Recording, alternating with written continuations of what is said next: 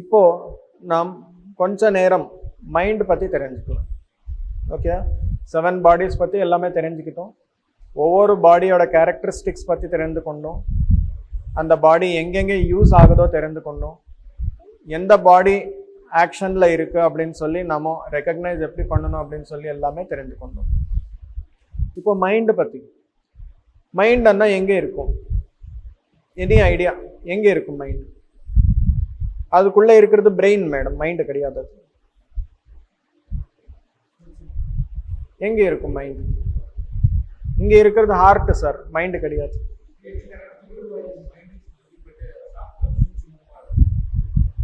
அது சூக்ஷ்மமாக கூட இருக்காது சார். ஆக்சுவலாக வந்து மைண்ட்ன்றது it's an invisible entity.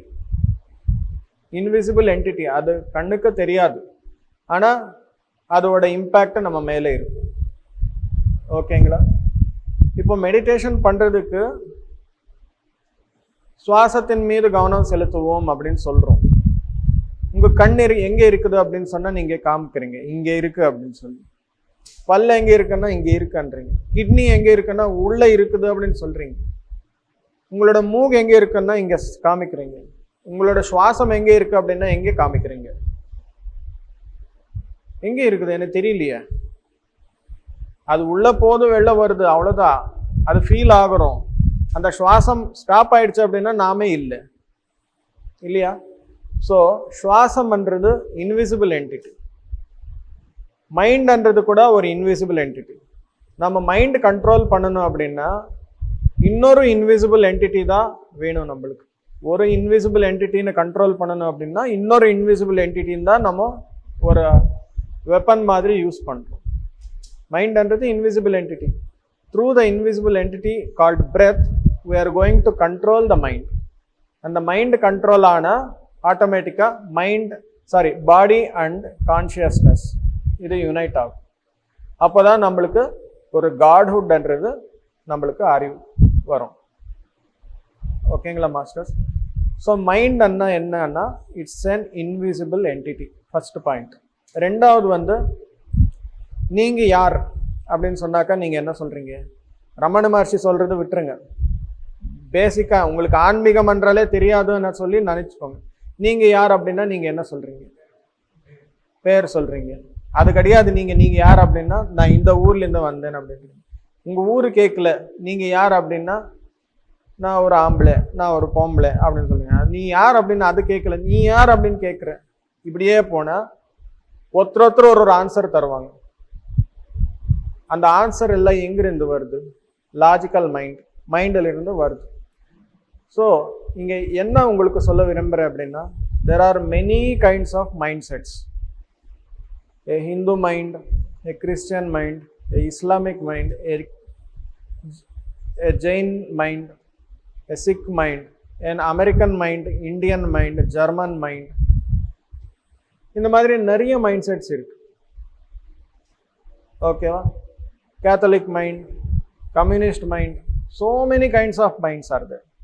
But எல்லா மைண்ட்ஸுக்கும் ஒரே ஒரு காமன் என்னன்னா லாஜிக்கல் மைண்ட். நான் இது, நான் அது, நான் இது கிடையாது, நான் இது கிடையாது, நான் அங்கே சென்றோம், நான் இங்கே சென்றோம். He is linking some logic to his word. ஓகேவா? இந்த லாஜிக்கல் மைண்ட் ஆகட்டும், இந்த நார்மல் நம்ம வேர்ட்ஸில் சொல்கிற மைண்ட் ஆகட்டும், இதுக்கு பேர் வந்து கான்ஷியஸ் மைண்ட் சொல்லுவாங்க. கான்ஷியஸ் மைண்ட் இந்த உடலுக்குள்ள வந்ததுக்கப்புறம் சில விஷயங்கள் உங்களுக்கு என்னென்ன ஞாபகம் இருக்கோ, என்னென்ன படிச்சிருக்கீங்களோ, என்னென்ன பார்த்துருக்கீங்களோ, என்னென்ன கேட்டிருக்கீங்களோ, என்னென்ன சாப்பிட்ட அந்த 5 சென்ஸ் ஆர்கான்ஸில் நீங்கள் என்னென்ன தெரிஞ்சுக்கிருக்கீங்களோ அது எல்லாமே record of all the things வந்து கான்ஷியஸ் மைண்ட் அப்படின்னு சொல்லலாம். இந்த கான்ஷியஸ் மைண்ட் வந்து நம்மளுக்கு எப்படி யூஸ் ஆகும் அப்படின்னா டெசிஷன்ஸ் ஏதாவது எடுக்கணும் அப்படின்னா, ஏதாவது வேலை பண்ணணும் அப்படின்னா ஒரு ப்ராசஸ்ன்றது இங்கே நம்ம கிட்ட இருக்கும். அந்த ப்ராசஸ் இம்ப்ளிமெண்டேஷன் பண்ணுறதுக்கு நம்ம மைண்ட் யூஸ் ஆகும். நம்ம மைண்ட் இருக்கிறதே அதுக்காக, அதை தவிர வேற எதுக்குமே கிடையாது. ஓகேங்களா? ஸோ இந்த மெடிடேஷன் பண்ணும்போது நாம் மைண்டு 0 ஆக்கணும். எண்ணங்களற்ற நிலைக்கு செல்வதற்கு முயற்சி செய்யுங்கள் அப்படின்னு சொல்றோம். இந்த எண்ணங்கள் எல்லாமே போனதுக்கு அப்புறம் என்ன மைண்ட் ஆக்டிவேட் ஆகும், என்ன மைண்ட் இருக்கும் என்ன. இப்போ நீங்க சொன்னீங்க, நீங்க சொன்னது correct, mind is called as a software. Hardware எது? அது ஹார்ட்வேர் ஆயிடுச்சுன்னா இன்னொரு அது சாஃப்ட்வேர் ஆயிடுச்சுன்னா இன்னொன்று ஹார்ட்வேர் இருக்கணும். அந்த ஹார்ட்வேர் யாரு, எங்க இருக்குது அந்த ஹார்ட்வேர்? அந்த ஹார்ட்வேர் தான் நம்ம பிரெயின். ஓகேவா? அந்த சாஃப்ட்வேர் எந்த மாதிரி ப்ரோக்ராம் ஆயிருக்குமோ அந்த மாதிரி அந்த நம்ம ஹார்ட்வேர் ஒர்க் ஆகும். இப்போ நமக்கு பயம் வரும், பிரெயினுக்கு தெரியாது எது பயம் எது சந்தோஷம் எது இன்பம் அப்படின்னு சொல்லி பிரெயினுக்கு தெரியாது. நம்ம மனசுக்கு தான் தெரியும் எது ஃபியர் அப்படின்னு சொல்லி. ஒரு கரப்பாம்பூச்சி வந்தது அப்படின்னு ஐயோ கரப்பாம்பூச்சி வருது அப்படின்னு சொல்லி ஓடி போயிடும். அது பயம் என்ற ஃபீலிங் வந்த உடனே பிரெயின்ல சில ஹார்மோன்ஸ் ஆகட்டும் சில ரியாக்ஷன்ஸ் ஆகட்டும் நடந்து சென்ட்ரல் நர்வஸ் சிஸ்டம்ல எல்லாமே அந்த எலக்ட்ரோ மேக்னெட்டிக் எனர்ஜி ஃபுல்லா பாயும். அதுக்கப்புறமா ஒரு ஆக்ஷன்ன்றது ஃபார்ம் ஆகும்.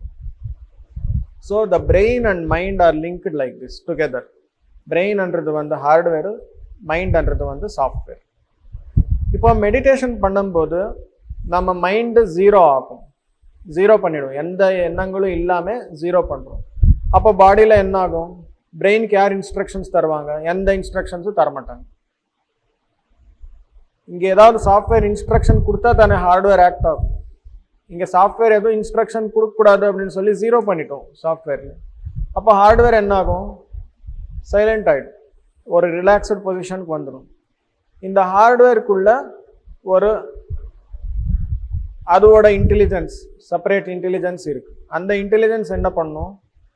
இந்த டிஷ்யூஸில் இந்த பிளட் செல்ஸில் உடம்புக்குள்ள எங்கெங்க ஸ்ட்ரெஸ் ஆகட்டும் ஸ்ட்ரெயின் ஆகட்டும் டிஷ்யூஸ் ஆகிருக்குமோ அதெல்லாம் ஹீல் பண்ணுறதுக்கு ஸ்டார்ட் பண்ணும். இப்போ ஒரு குழந்தை பிறந்த உடனே அவங்களோட சுவாசம் நீங்கள் பார்த்தீங்கன்னா எவ்வளோ நேச்சுரலாக இருக்கும், எவ்வளோ இயல்பாக இருக்கும். அந்த இயல்பான சுவாசம் நமக்குள்ள எப்போ வருமோ ஆட்டோமேட்டிக்காக அந்த ஹீலிங் ப்ராசஸ் பாடிக்குள்ளே இருக்கிற அனைத்து ஆர்கான்ஸ் அனைத்து டிஷ்யூஸ் பிளட் செல்ஸ் என்னென்ன செல்ஸ் நீங்கள் சொல்கிறீங்களோ அது எல்லாமே ஹீலாக ஆரம்பிக்கும். ஓகேங்களா மாஸ்டர்ஸ்? ஸோ மைண்ட்ன்றது வந்து யூ ஹாவ் டு நம்ம நல்லா தெரிஞ்சுக்கணும், எப்படி யூஸ் பண்ணணும் அப்படின்னு சொல்லி நல்லா தெரிஞ்சுக்கிட்டா பாடிக்கு டிஸ்டர்பன்ஸே ஆகாது. ஓகேங்களா?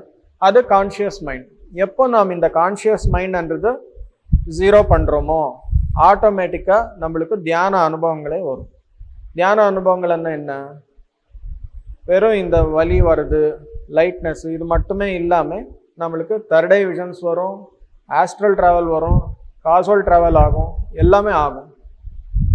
இது எல்லாமே நம்ம யார் பார்க்குறாங்க? இது எல்லாமே ஒரு ரெக்கார்ட் ஆகணும்னா பிரெயினில் நியூரல் நெட்வொர்க்ஸ் ஃபார்ம் ஆனதா அந்த மெமோரின்றது நமக்கு இருக்கும். அந்த நியூரல் நெட்வொர்க்ஸ் ஃபார்ம் ஆகணும்னா ஒரு சாஃப்ட்வேர் திரும்பி அந்த மைண்டு தான் தானே நமக்கு மெமரி பில்ட் பண்ணணும் அப்படின்னா. ஸோ அந்த நேரத்தில் மட்டும் ஒரு சின்ன ஆக்டிவிட்டி மட்டும் மைண்டு பண்ணும். அது என்னன்னா அந்த தியான அனுபவங்களை வெறும் ரிமெம்பர் பண்ணுறதுக்கு எவ்வளோ தேவையோ அவ்வளோ. இன்னும் ஒரு புரிய வைக்கணும் அப்படின்னா பேட்டரி 1% இருக்கும்போது என்ன வருது மொபைலில்? அல்ட்ரா சேவ் பொசிஷன் அப்படின்னு சொல்லி அது ஏதோ வருது. அது ப்ரெஸ் பண்ணால் இன்டர்நெட் ஆஃப் ஆகும், ஜிபிஎஸ் ஆஃப் ஆகும், எல்லாமே ஆஃப் ஆக்கி ஃபோன் ஆஃப் ஆகாமல் ஒரு சின்ன ஒர்க் மட்டும் செய்யும்.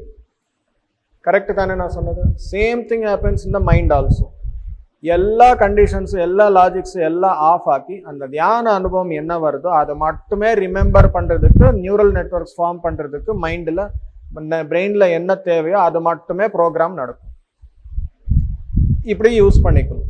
நீங்கள் எப்போ நீங்கள் லாஜிக்கல் மைண்ட் ஆன் பண்ணுறீங்களோ ஆட்டோமேட்டிக்காக அந்த ஸ்பிரிச்சுவல் எக்ஸ்பீரியன்ஸ்ன்றது கட் ஆகும். Because your vibration level energy levels will come down. ஓகேங்களா? ஸோ அது நம்ம பாடி அண்ட் மைண்டுக்கு ரிலேஷன்ஷிப். ஸ்பிரிச்சுவலாக நம்ம மெடிடேஷன் பண்ணும்போது இப்படி தான் இருக்கணும். இந்த கான்செப்ட் பேர் வந்து விட்னஸ் கான்ஷியஸ்னஸ் அப்படின்னு சொல்லுவாங்க. You are just witnessing what you are seeing. ஓகேங்களா? Your mind will be in the position to form the neural network to keep up the memory. அவ்வளோதான். அந்த மாதிரி இருக்கும்போது that concept of forming memory in your brain through mind is called as witness consciousness. ஓகேங்களா? So இந்த witness கான்ஷியஸ்னஸில் இருக்கிறீங்க, நிறைய தியான அனுபவம் எல்லாம் வரும். அதுக்கப்புறம் you will go in to zero state. இந்த மைண்டு, கான்ஷியஸ் மைண்டுக்கு அப்புறம் வேற என்ன மைண்ட் இருக்குது அப்படின்னா it is called as subconscious mind. ஓகேங்களா? இந்த சப்கான்ஷியஸ் மைண்டோட கேப்பபிலிட்டி என்னன்னா, நிறைய பேர் ஆல்ரெடி புக்கு படிச்சிருப்பீங்க நீங்கள். Power of subconscious mind by Joseph Murphy என்ற புக் யார் யார் படிச்சிருக்கீங்க? கை தூக்குங்க ப்ளீஸ். நிறைய பேர் படிச்சிருக்கீங்க ஆல்ரெடி. அந்த புக்கில் இருக்கிறது தான் நானும் சொல்ல போகிறேன். எப்படின்னா, ஒரு ஓஷனில் ஒரு ஐஸ்பர்க் இருக்குது அப்படின்னா ஒரு 3/4 ஆர் 1/4 தான் மேலே இருக்கும். ஆனால் 1/4, 3/4 ஆர் 2/3 உள்ளே இருக்கும். அந்த உள்ளே இருக்கிறது தான் ஜோசப் மர்ஃபி என்ன சொல்லுவாங்க அப்படின்னா, அதுதான் உங்களோட சப்கான்ஷியஸ் மைண்ட் அப்படின்னு சொல்லுவாங்க. மேலே இருக்கிறது கான்ஷியஸ் மைண்டு, கீழே இருக்கிறது சப்கான்ஷியஸ் மைண்ட். ஓகேங்களா? இந்த சப்கான்ஷியஸ் மைண்டு எப்படி வேலை செய்யும் அப்படின்னா, நீங்கள் டெய்லி என்ன ட்ரைனிங் கொடுக்குறீங்களோ உங்களோட மைண்டுக்கு, கான்ஷியஸ் மைண்டுக்கு, ஆட்டோமேட்டிக்காக அது சப்கான்ஷியஸில் ப்ரோக்ராம் ஆகிடும். ஓகேங்களா? இப்போது நம்ம குழந்தை வயசில் இருக்கும்போது அம்மா ஆகட்டும் அப்பா ஆகட்டும் ஒரு ப்ரெஷ்ஷு கொடுத்து பேஸ்ட் வச்சு இது பல்லு க்ளீன் பண்ணிக்கோ அப்படின்னு சொன்னாங்க. ஃபர்ஸ்ட்லாம் என்ன பண்ணோம், நமக்கு எப்படி வச்சுக்கணுமோ தெரியாது, அவங்களே வச்சு இப்படி பண்ணு அப்படின்னு சொல்லி கொடுத்து ஆட்டோமேட்டிக்காக நம்ம கற்றுக்கொண்டோம். இப்போது எத்தனை வாட்டி நம்ம பண்ணணும் அப்படின்னு சொல்லி நம்ம கவுண்ட் பண்ணியா நம்ம ப்ரஷ் பண்ணுறோம்? இல்லை தானே? அது தெரியும் நம்மளுக்கு, டக்குன்னு பண்ணிவிட்டு வெளியில் வந்துடும். So that is called as subconscious program. ஆட்டோமேட்டிக்காக நம்மளுக்கு தெரியும். அது ஒரு எக்ஸாம்பிள். ரெண்டாவது நம்ம வீட்டிலிருந்து ஆஃபீஸ்க்கு போகும்போது first time, second time, third time GPS ஆகட்டும், இல்லை பக்கத்தில் யாராச்சும் இருந்தால் அவங்களுக்கு கேட்டு ஆகட்டும், அந்த வழி பிடிச்சி போகிறோம். அதுக்கப்புறமா போகிறோம், அவ்வளோதான், வந்துடும் ஆஃபீஸு. எப்படி வரும்? ஒரு ரேடியோ ஆகட்டும், பக்கத்தில் யாரோ ஒரு நண்பர் இருந்தால் அவங்கக்கிட்ட பேசிட்டு ஆகட்டும் போகிறோம், ஆட்டோமேட்டிக்காக போவோம், அவ்வளோதான். ஒரு சப்கான்ஷியஸ் ப்ரோக்ராமிங்கன்னா அதுதான். ஓகேங்களா?